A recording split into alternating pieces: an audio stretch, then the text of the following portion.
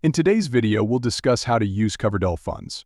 Watch the video until the end to learn different ways to do this and more. Coverdell funds are specifically designed for the beneficiary's educational expenses, though the exact use varies by the beneficiary's education level. For elementary and secondary schools, from kindergarten through 12th grade, the funds can be used for expenses such as tuition, academic tutoring, fees, special needs services if the beneficiary has special needs, books, other educational equipment, extended day programs, and uniforms. For post-secondary beneficiaries, Coverdell funds can be used for their qualified education expenses, including computer technology, equipment, internet access, and in some cases, room and board.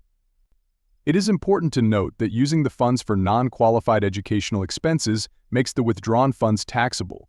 Additionally, Coverdell funds must be fully utilized before the beneficiary reaches the age of 30.